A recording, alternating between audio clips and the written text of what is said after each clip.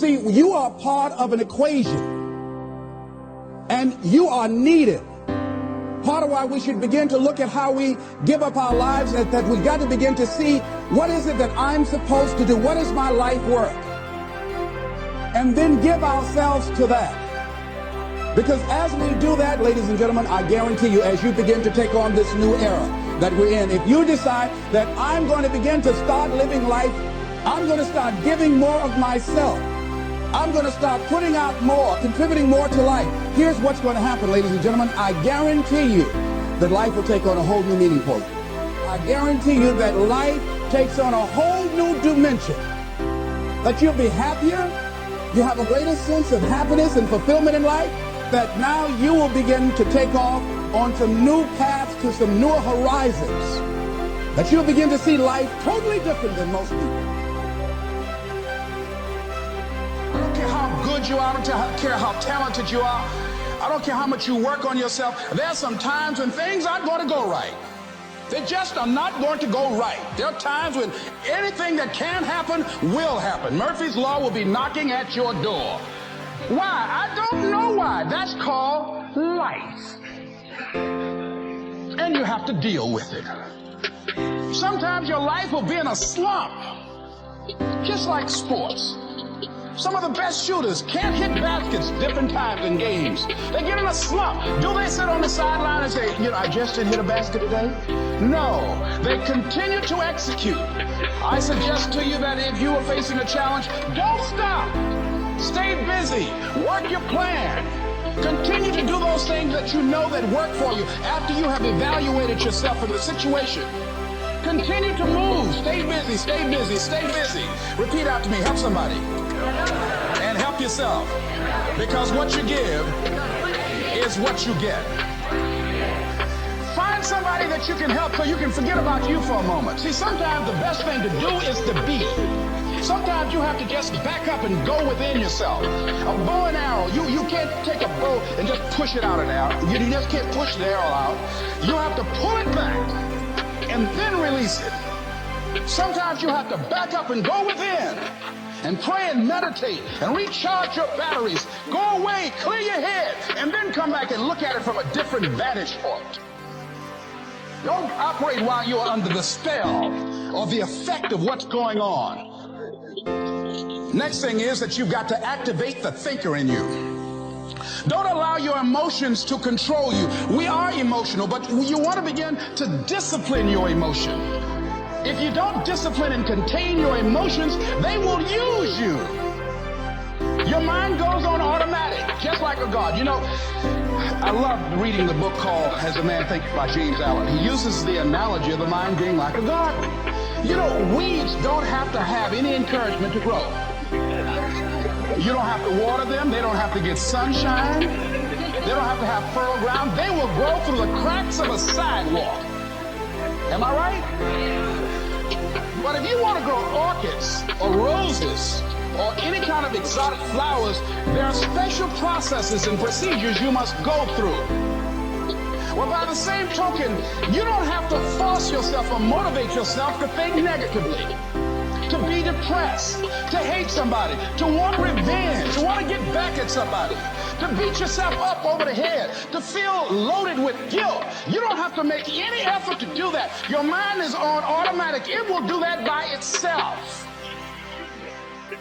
But if you want to begin to move into your own personal greatness, if you want to begin to really enjoy a happy, successful, healthy life, you've got to be willing to go against the tide. You've got to be willing to harness your will and say, in spite of this, I'm in control here.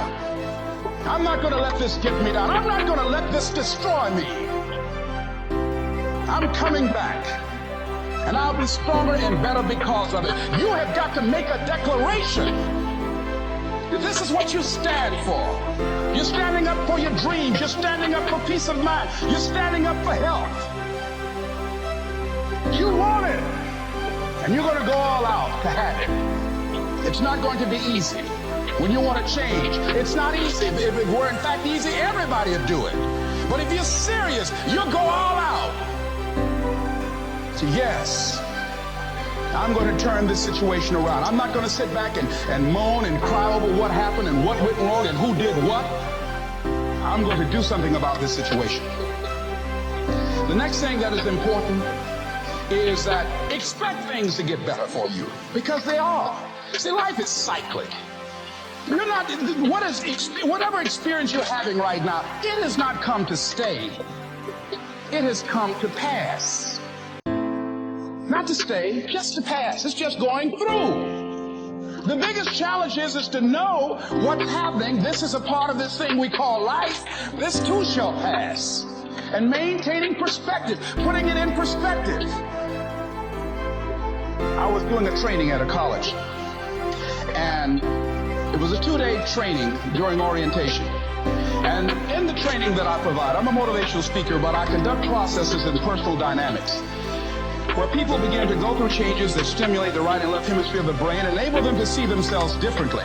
I conducted this particular simulation with these young kids, 17 and 18 years of age, so that they would begin to see how they make decisions or how they would survive in this particular simulation process we gave them. We had them to do it individually and then collectively. Over 30% of them wrote down as their first option, in order to survive, they would commit suicide.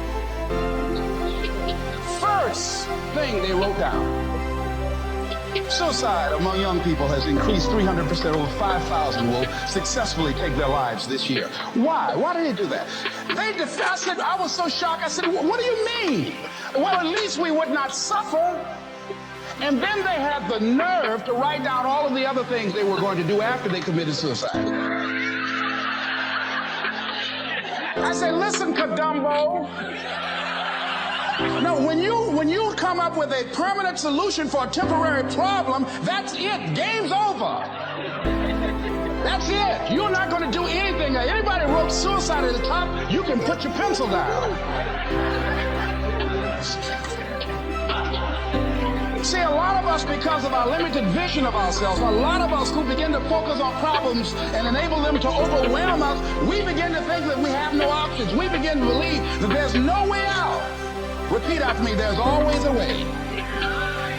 Where there's a will, there's a way. Shake somebody's hand on your right and left and say, I'm unstoppable.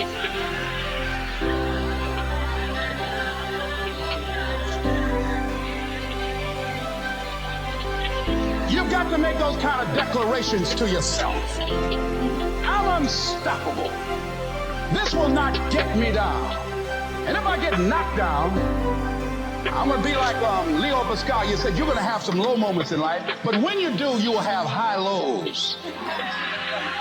When you work on yourself. What are some of those things that you can do during this period of time? Go for walks. Do some things for you. Just go for a stroll so you can engage in some reflective thinking on life, on yourself, looking and enjoying the universe, smelling the roses along the way.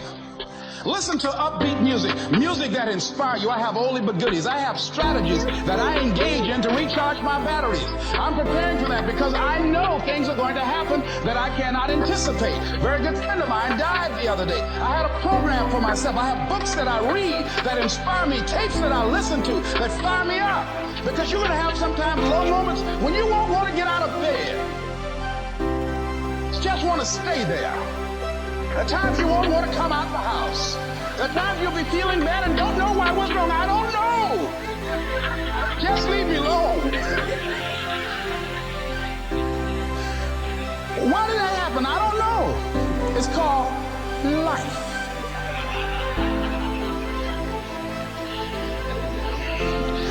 The other thing is, take full responsibility for your life. Accept where you are and the responsibility that you're going to take yourself where you want to go. Someone said we have two primary choices in life. We can either accept conditions as they exist, or we can take the responsibility to change them. See, a lot of people want to exempt themselves from taking responsibility. All they want to do is talk about the problem. Every time you see them, they'll tell you their story over and over and over and over again. No. You want to take responsibility for your life. I got me here, I can get me out of this. And I'm getting out.